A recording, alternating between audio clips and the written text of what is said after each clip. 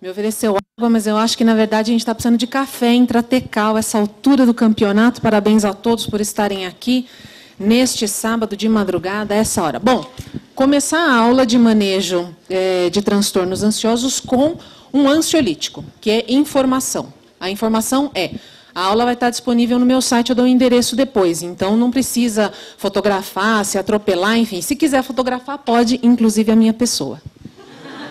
Pronto, já deu, já fiz pose, fiz gracinha, agora vamos para a aula.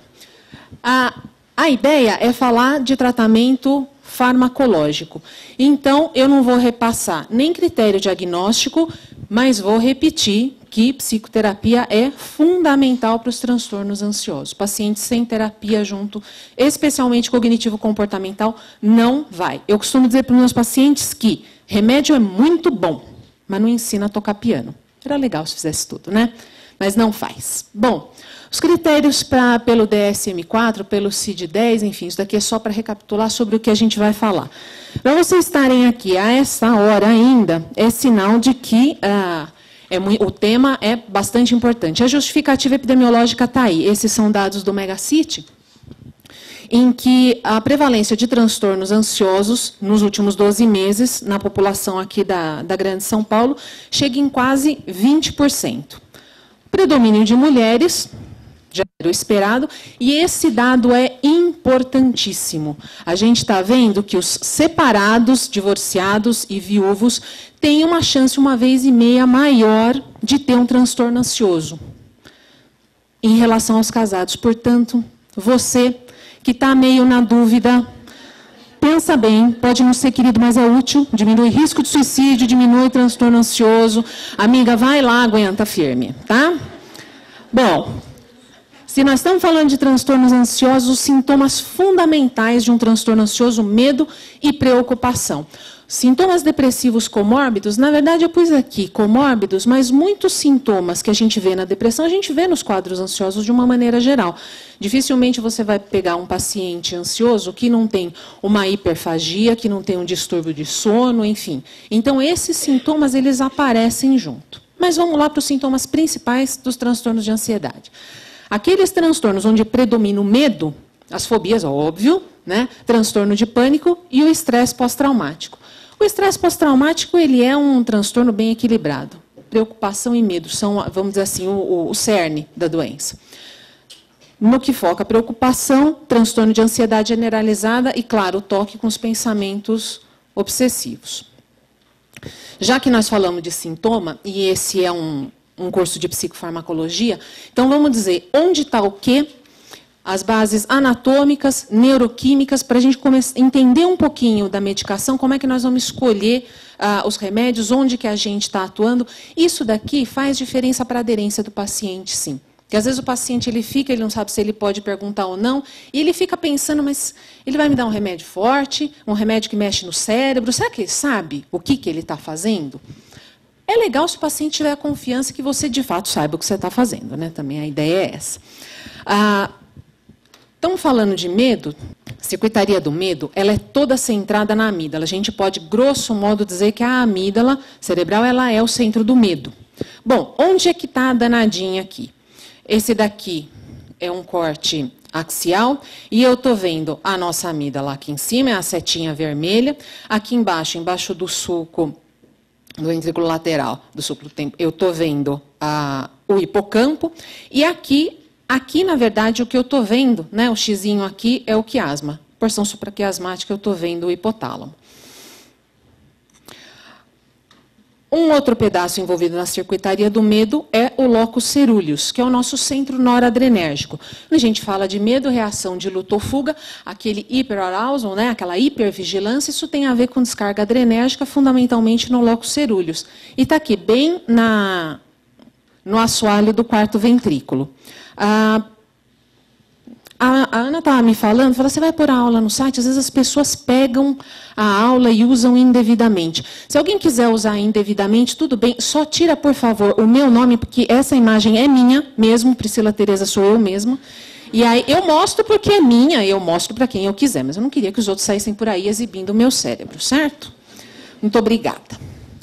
Falando da parte química, os neurotransmissores envolvidos, na verdade, não só neurotransmissores, mas a gente vai falar da parte química que está envolvida. Serotonina, ácido gama-aminobutírico, que é o GABA, o glutamato, fator liberador de corticotrofina, norepinefrina e os canais de sódio e de cálcio dependente de voltagem. Canais de sódio é onde age o topiramato, né, para quem não lembrou. E nos canais de cálcio, a gente vai ter a ação do ácido gama-aminobutírico, né, dos receptores GABA-B, nós vamos falar um pouquinho mais para frente. Para vocês não dizerem que eu estou mentindo, aqui tem uma imagem funcional. E aqui, durante um ataque de pânico, olha a minha amígdala aqui, a quantas anda, hiperativa. E olha aqui o meu locus coeruleus também, ó, bem vermelhinho, certo? Circuitaria ansiosa, agora vamos falar de preocupação. Preocupação, logo vem à cabeça os pensamentos obsessivos. E, curiosamente, os sintomas obsessivos, eles são circulares e o que faz esses pensamentos é um loop mesmo, certo? Vai do córtex, aqui está a porção dorsolateral pré-frontal, porção do estriatum. O estriatum, na verdade, o que nós estamos vendo aqui, né? Um pedacinho do caudado, um pedacinho do putame. A gente junta, isso daqui é o estriatum, e aqui está o tálamo. Então, eu tenho um estímulo que vai do córtex para o estriatum, para o tálamo, volta para o córtex. De ladinho, a gente tem aqui o estriatum e aqui o tálamo. O dorso lateral pré-frontal eu não circulei aqui. Por quê? Porque esse é um corte que está bem na meiuca, né? Então, dorso lateral está do ladinho. Parte química envolvida, serotonina, o GABA, o glutamato. Na verdade, o que muda aqui é a presença da dopamina. Os outros já estavam presentes na nossa circuitaria do medo. Difícil a gente pensar em o que faz exatamente o quê, porque como os sintomas acontecem muito juntos, na hora em que a gente começa a mapear o paciente com sintoma, a gente vê uma série de alterações. Aqui, eu coloquei uma parte sobre os receptores, mas eu não sei se ficou claro para todo mundo essa questão do receptor. Falando em linhas gerais, o neurotransmissor, vamos imaginar a serotonina, ela é como se fosse uma chave mestra. Se você chegar na sua casa com essa chave mestra, você vai encontrar coisas diferentes se você abrir a porta do banheiro, a porta do quarto do seu filho. Então, dependendo do receptor em que eu encaixo o meu neurotransmissor, eu vou ter um efeito diferente. Ainda com relação ao meu receptor. Imagine que eu sou um receptor, eu tenho sítios de ação da medicação. Certo? Então, é diferente, por exemplo, uma medicação em que vai agir. Vamos pegar a ketamina, né, que o Teng estava falando. A ketamina ela age no receptor NMDA e ela se liga no mesmo sítio onde se liga o pó de anjo, a fenciclidina. Mas eu tenho outras coisas que vão atuar também no meu receptor NMDA, mas que ligam em outros sítios. E que aí, por exemplo, eu não vou ter efeito alucinógeno. Tá? Então, eu posso, mudando o lugar de ação, mudar o efeito. Uma outra coisa. Quando a gente fala de receptor, eu posso agir no receptor de algumas maneiras. Eu posso ser um agonista parcial, um antagonista e um agonista inverso. Por que eu estou falando isso? Porque às vezes a gente fala do receptor e do que a medicação, ele age nesse receptor. Mas eu não digo como. E dependendo do que ele faz no receptor, ele vai mudar. Certo? Um agonista. Então, se eu estou falando do receptor 5-HT1A, quem é o agonista dele? É a própria serotonina. A serotonina que vai lá e encaixa nele bonitinho. Se eu estou falando de um agonista parcial, por exemplo, a buspirona ou o aripiprazol, enfim. O agonista parcial significa o quê? Significa que ele otimiza, vamos dizer assim, o funcionamento do meu receptor. Quando eu tenho um agonista, eu vou lá e pá, eu tenho um efeito pleno. O receptor é feito para serotonina, eu encaixo a serotonina, eu tenho efeito pleno. Eu tenho um agonista parcial. Isso significa que se o meu receptor, de repente, está ou muito sensível ou pouco sensível, esse agonista parcial vai fazer com que eu tenha uma função, vamos dizer assim, com que eu regule a função desse neuroreceptor. Falando assim, parece lindo. Fala, bom, então, se você descobrir agonistas parciais para todos os receptores, você põe todos eles em dia. É assim, só que não. né? Não funciona exatamente assim. Quando saíram as novas drogas, principalmente quando saíram as azapironas, a buspirona, eu me lembro do lançamento, foi um boom. Então agora a gente resolveu toda a ansiedade. E não é assim que a banda toca. Bom, o Fred já falou um pouco disso, o Teng já falou. Aqui eu só coloquei para a gente pensar nas ações principais dos receptores serotonérgicos. Eu pus a ação do 5-HT1A, eu vou passar rapidinho, eu vim sem relógio, mas vamos lá rapidinho. Todo o neurotransmissor regula a própria liberação. Tá? Isso é feito principalmente através de autorreceptores, tá? Pré-sinápticos, mas os pós-sinápticos também podem fazer isso. Pré-sináptico, o neurônio que mandou o neurotransmissor, pós-sináptico, aquele que recebeu. Quando eu tenho um autorreceptor, bom, então eu joguei serotonina na fenda e o meu autorreceptor percebeu, opa, já tem serotonina aqui, eu não preciso mais liberar serotonina. Então, os autorreceptores, eles diminuem a liberação do próprio neurotransmissor. Outro ponto que eu não sei se ficou claro também, quando a gente fala de receptores, os receptores eles podem estar em vários tipos de neurônio. Então, quando eu tenho um receptor glutamatérgico no neurônio GABAérgico, eu vou ter um efeito. Se eu tenho um receptor glutamatérgico no neurônio noradrenérgico, naquele que libera a noradrenalina, eu vou ter um outro efeito. Então, isso vai mudando. O que cada receptor o que a ação desses receptores vai provocando, eu vou passar mais rapidinho, só vou falar aqui do 5-HT7, que é o receptor da moda, né? A vortioxetina, ela age no 5-HT7 e teria um efeito significativo sobre o humor e sobre sono. Norepinefrina, os receptores alfa-1 e alfa-2 e os pós-sinápticos. Os receptores de norepinefrina, eu também tenho o alfa-1, ele fica pós-sináptico, e o alfa-2 pré-sináptico. A gente tem antidepressivo de ação no receptor alfa-2, que no caso é a mirtazapina, já foi falado aqui também.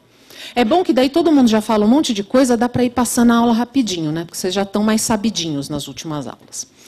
Do GABA, aqui a gente pode se alongar um pouco mais, porque, claro, falando de transtorno ansioso, a primeira coisa que ainda vem à cabeça são os benzodiazepínicos, são os calmantes. E muitos pacientes usam calmantes cronicamente, em geral prescritos por clínicos. Porque, afinal de contas, se o cardiologista receitou, é porque é fraquinho. Se o psiquiatra receitou, é porque o remédio é muito forte. Então, até porque não, a maioria dos cardiologistas, nada, Lorax. Mas e 1 miligrama que eu tomo? Eu queria que tivesse na caixinha 1000 microgramas, para ver se o cara, né, percebe o que ele está fazendo. Enfim. Os receptores GABAérgicos, eu listei eles aqui, eles são os receptores para o ácido gama-aminobutírico. O GABA é um neurotransmissor inibitório. Assim como o glutamato é excitatório, o GABA é um inibitório.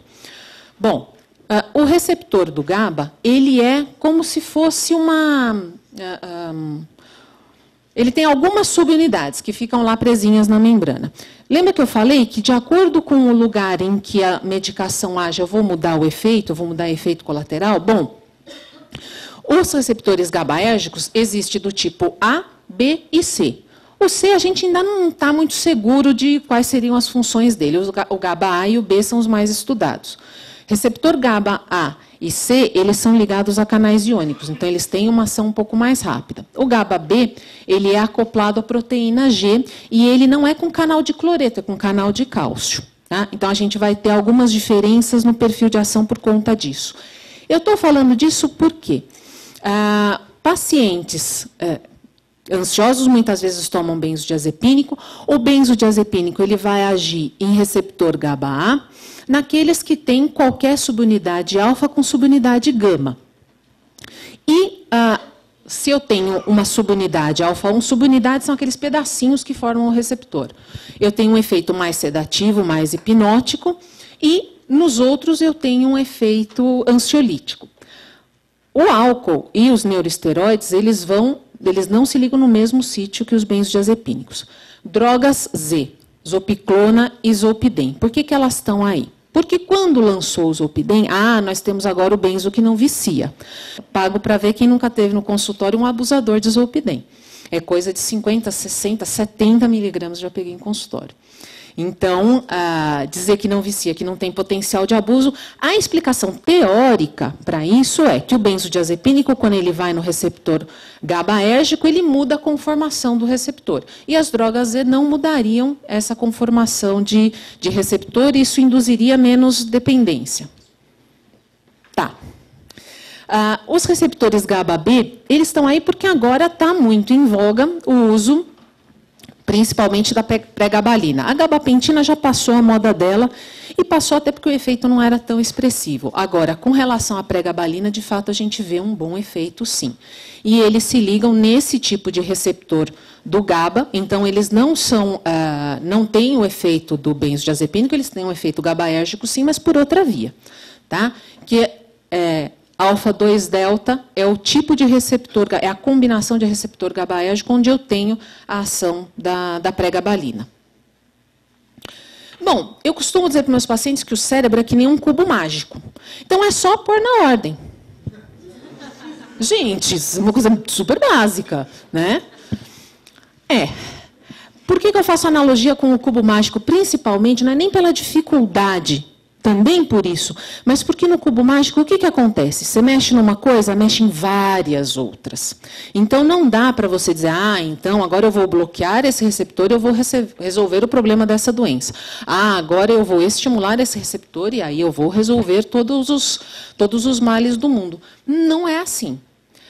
Também a gente tem que pensar que a gente não sabe nem se essa combinação toda alinhadinha é a que melhor funciona, né? Porque pode ser que durante as fases da nossa vida a gente tenha que desalinhar um pouco esse cubo mágico. Eu vou passar aqui bem resumidão. Como é que está o... Bom, essa altura como é que está o tempo? Tá. Então.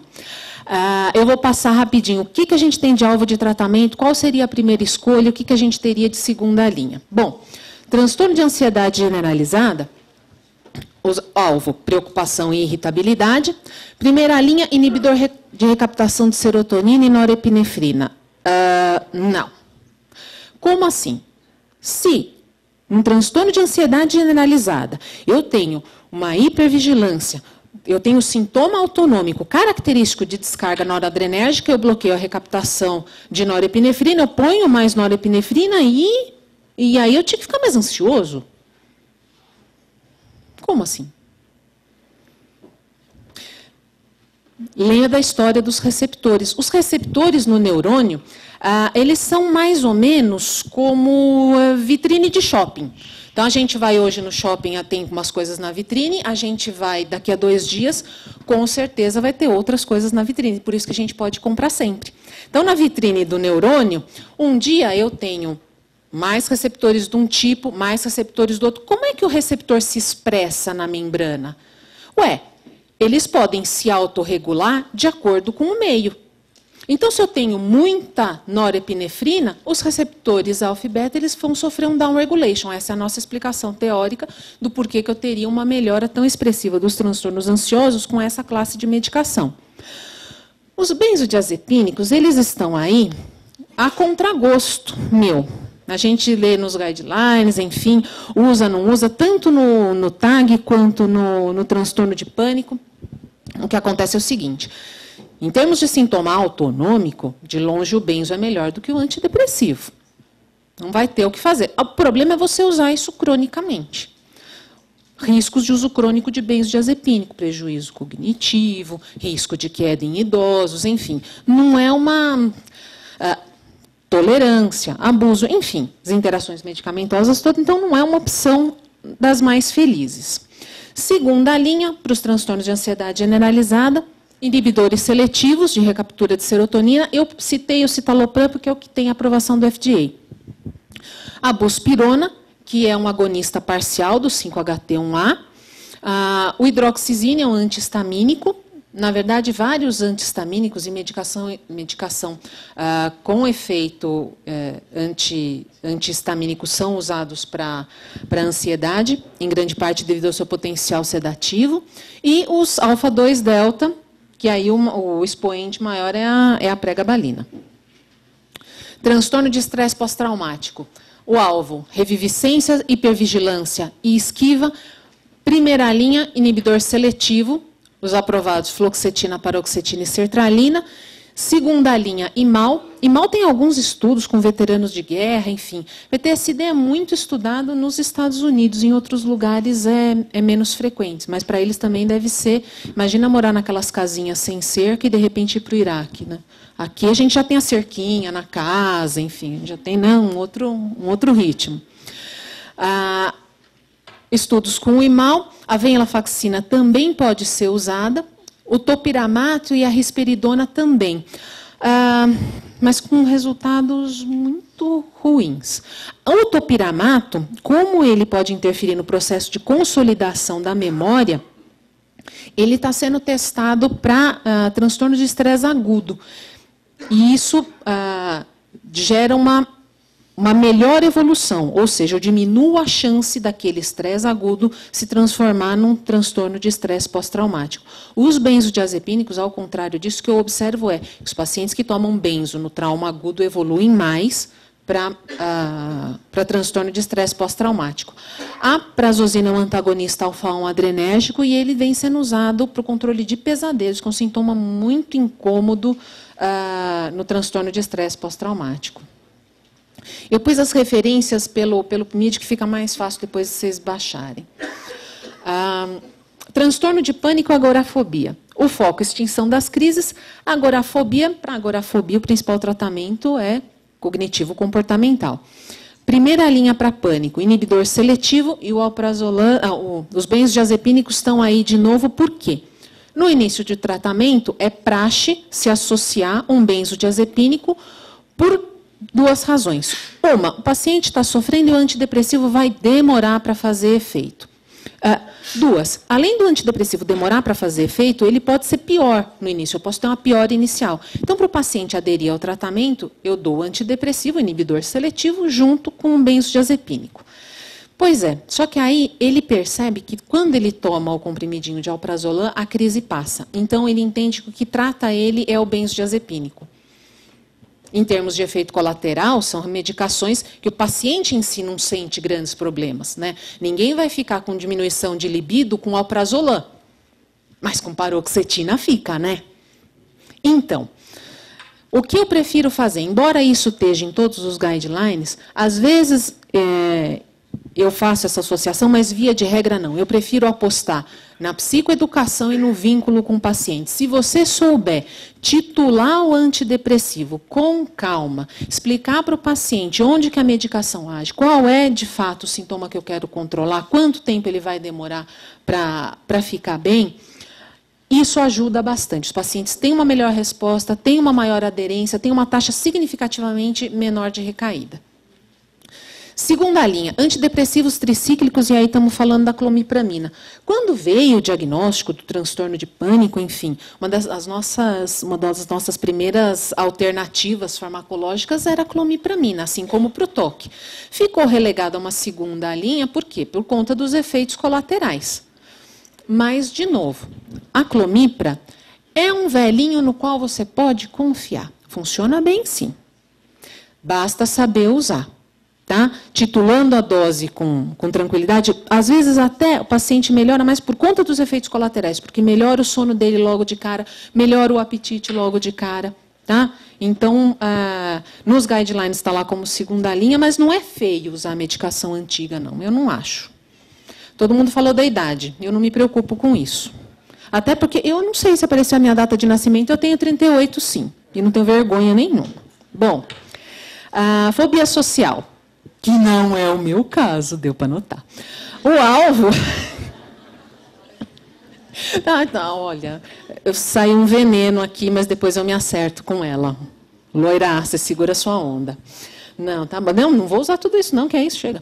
Ó, fobia social. Alvo, Medo, esquiva e sintomas autonômicos. Não dá para esquecer sintoma autonômico. Muitas vezes o paciente acha que ele é tímido e o que incomoda é a sudorese nas mãos só.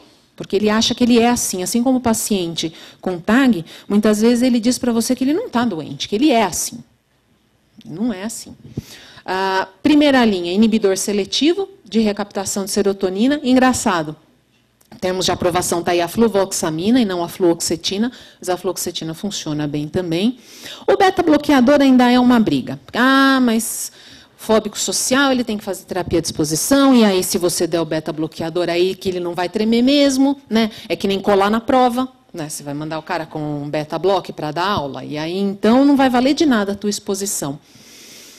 Palestra uma vez por ano, e a dificuldade é uma fobia social, não é generalizada, ela é restrita, o problema é falar em público. Então, medica o paciente, enfim, se ele não está tão disposto assim para o tratamento. Agora, se é um paciente que tem um quadro generalizado, que tem um tremor que incomoda muito, explicar para o paciente, psicoeducação é fundamental, explica para ele de onde vem o sintoma, o que é possível fazer, porque daí você deixa claro que você vai dar um adjuvante e que ele vai ser retirado, que ele vai ficar bem sem o uso da medicação. Segunda linha, inibidor de monoaminoxidase e tricíclicos. TOC. O alvo, obviamente, são sintomas obsessivo-compulsivos. Primeira escolha em todos os guidelines, fluvoxamina. Mas a fluoxetina funciona muito bem. Há que se lembrar que para TOC as doses são bem altas. Se a gente considerar o perfil de ação das medicações genéricas, lamentavelmente, nós vamos notar que os pacientes usam doses ainda maiores.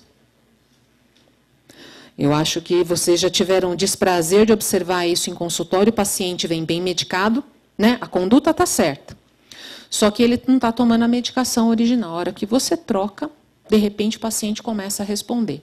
Eu já tive essa experiência infeliz, não faz o que, acho que umas 2 semanas, que saiu de um laboratório com medicação genérica, no lugar de cetoconazol tinha atenolol, então acho que os fungos morreram de hipotensão, enfim, não sei dizer o que aconteceu, o resto de parafuso no blister, isso é um escândalo. Logo que eu comecei a aula, o Teng colocou os conflitos de interesse dele aqui. Eu não tenho conflito nenhum laboratório me quis até hoje. Mas, enfim, mesmo com toda essa minha simpatia e magnetismo pessoal. Mas eu estou falando isso por quê? Porque muitas vezes a gente fica sambando na prescrição do paciente, você olha e fala, puxa vida, mas passou na mão de tanto cara bom, o que acontece que esse paciente não respondeu?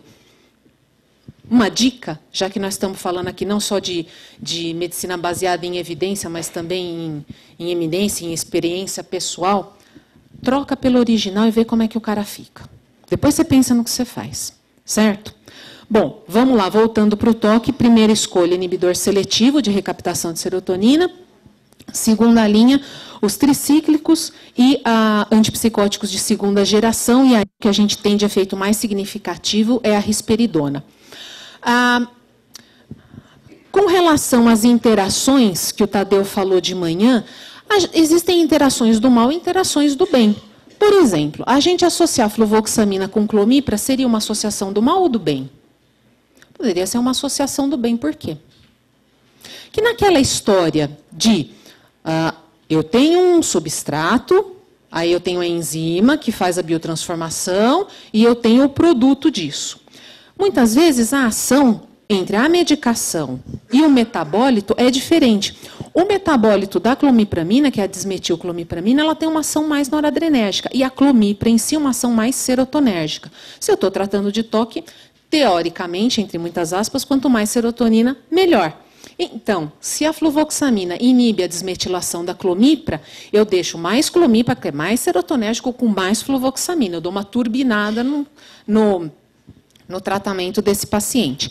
Risperidona é uma opção, eu pus aqui, antipsicóticos de segunda geração, e eu pus a risperidona porque é o que a gente mais observa resposta. Eu já tive 2 pacientes que fizeram sintomas obsessivos, compulsivos, graves, com quetiapina.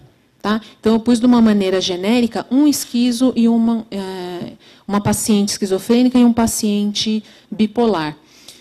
de não conseguir controlar mesmo, melhoraram depois que eu troquei para risperidona. O topiramato, a gente tem evidência só para as compulsões, para a obsessão, não. Embora o topiramato seja muito famoso por dar um prejuízo cognitivo lascado, né, dizem que o topiramato emagrece porque o paciente esquece de comer. Ele não esquece de ficar obsessivo. Já tentaram, mas não deu. Nos guidelines, bom, esse daqui é um guideline alemão, a gente tem guideline vários. Eu pus aqui só para vocês terem uma noção de que não muda muito. É bem o que o Teng falou. A gente tem um monte de opção, uma coisa muito confusa, mas no final das contas a gente não usa tantas coisas assim. Tá? Meu tempo já deve ter esgotado. Bom, mas vamos lá. Para falar em termos de pesquisa, os antagonistas NMDA, acetamina, dextrometorfano e fenprodil estão sendo estudados. Bom, estão sendo estudados por quê? Porque logo que a gente começa a falar de ansiedade, qual é a medicação que trata a ansiedade? É o antidepressivo. Então, qualquer negócio que você está vendo para depressão, você acaba testando para ansiedade por tabela, né? O mecanismo de ação, como a ketamina, na verdade, ela tentou ser usada como antidepressivo a primeira vez, vocês sabem quando? Em 1976. Pois é, porque eles observaram alguns efeitos colinérgicos que seriam semelhantes aos da imipramina. Então, tiveram a ideia de dar ketamina para rato. É que eu li o estudo, porque eu não aguentei a curiosidade, mas era uma dose que numa rave esse rato não ia tomar tudo aquilo. Mas, enfim, não deu para entrevistar os ratos. Acho que eles gostaram, mas não sei se a depressão, como é que ficou essa altura do campeonato. A acetamina, quando a gente usa para depressão, é uma dose muito pequena e infusão muito lenta. Tá? A ketamina é o Special K, é muito usado em balada. Ele induz uma tolerância muito rápida, então, em geral, depois de poucos meses que o paciente está usando, ele já está usando mais do que o triplo da dose, ela é muito tolerada.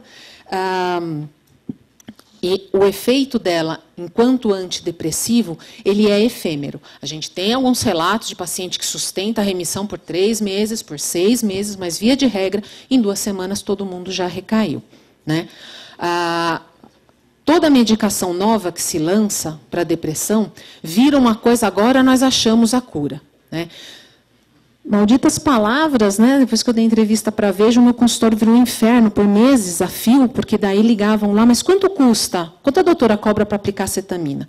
Eu pesquiso cetamina, eu não aplico cetamina em ninguém dentro do meu consultório, né? Muita calma nessa hora. Veio um monte de paciente que nem depressão não tinha. Então, quando a gente fala, alguém fez uma pergunta aí do efeito placebo, uma das coisas que interfere no efeito placebo é o diagnóstico. No meu projeto, na minha pesquisa, eu só pego depressão de moderado a grave. Porque se eu pegar depressão leve, eu vou ter um efeito muito expressivo, placebo. E aí fica difícil da gente comparar. Bom, ainda falando nas medicações em teste para ansiedade. A vilazodona, que é vamos dizer assim, uma nova classe de antidepressiva, ela é um agonista parcial do 5-HT1A. Essa ação a gente tem na quetiapina, tem no aripiprazol, tem na buspirona, e inibe a recaptação de serotonina. E a vortioxetina, que é aquele que eu já tinha comentado, um agonista parcial 5-HT1A e antagonista do receptor 5-HT7. A gente fala, né, do receptor 5-HT1, 2, 3, 7, gente, tem um montão. Tá? A gente só listou aqui os que a gente sabe mais ou menos para que serve.